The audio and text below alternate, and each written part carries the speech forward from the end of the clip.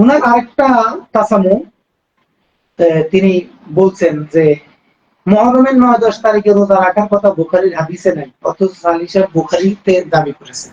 সালিহির দাবি অনুপাতে বুখারীর হাদিসে আছে যে আল্লাহ যদি আমার হায়াতে বাঁচায় রাখে আগামী বছর 9 তারিখ আর 10 তারিখ তোমরা রাখো একদিন, আমি রসুল যদি বেঁচে থাকি তাহলে রোজা রাখবো কয়দিন? 2 দিন। নবীর নামে বুখারী হাতে নিয়ে এই কথাগুলো সালিহ সাহেব বললেন, অথচ বুখারীতে এটি নেই।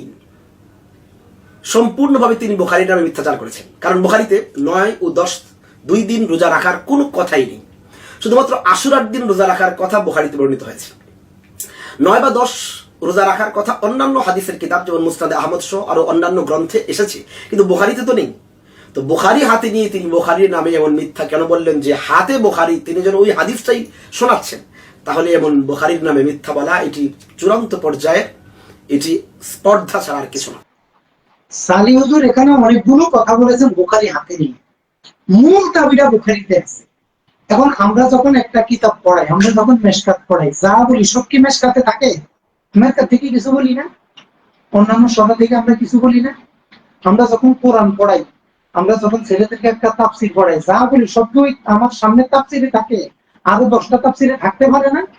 তো সালি হুজুর এখানে কি করছেন? বুখারীটা হাতে নিয়েছেন আর আশুরার হাদিসের কথাটা বুখারীতে আছে বলেছেন। এই আশুরার হাদিসের সাথে আরো বিভিন্ন হাদিসে আরো যে বর্ণনাগুলো আছে সবগুলোকে মিলাই সিরিয়ালে ঘটনাটা বলেছে। এটা অপরাধ হয়ে গেছে, এটা অপরাধ।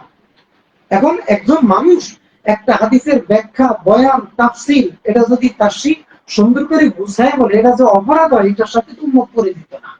এটা অপরাধ হয় কিভাবে ভাই? উনি তো হাতে বুখারী ছিল, ওই পোর্টার ভিতরে কিন্তু বুখারীর হাসিয়াও ছিল, ওই হাসিয়ার মধ্যে ওনার কথাগুলোও ছিল। তাহলে এখন উনি বলতেছে মিথ্যাচার, চরম মৃত্যু। তিনি বুখারীর নামে যেগুলো বলেছেন এগুলো বুখারীতে নেই। উনি কি বলছেন আমি যা বলবো সব বুখারীতে আছে? উনি বলছেন দলিলটা বুখারীতে আছে। এবার দলিলটা যখন বলা শুরু করছেন তখন এটা প্রসঙ্গক্রমে আরো বিভিন্ন কিতাবে যে হাদিস আছে উনি তারা 8-10টা কিতাব একসাথে মোতালা করে আমাদের জন্য সহজ করে দিচ্ছে। এখন এলেমকে বিস্তারিত বলা এটা কি ভাই মিথ্যা কথা?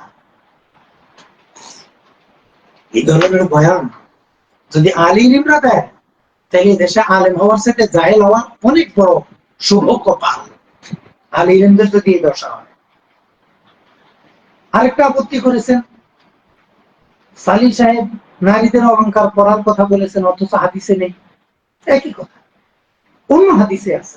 অন্য হাদিসের কথাটা হুজুর এখানে একটা ঘটনাকে পূর্ণরূপে সাজাই গুছিয়ে সুন্দর করে বলে দিয়েছেন, আংশিক বলে না, পুরো ঘটনাটা বলে দিয়েছেন। এখন এটা হাদিসে নেই, এটা হুজুর একটা চরম মিথ্যাচার। এটা হইল আমরা একটা হাদিসের ব্যাখ্যা যদি আরো 10টা হাদিস জানি, এটা কি মিথ্যাচার নাকি সরা নাকি ঘটনার পূর্ণতা?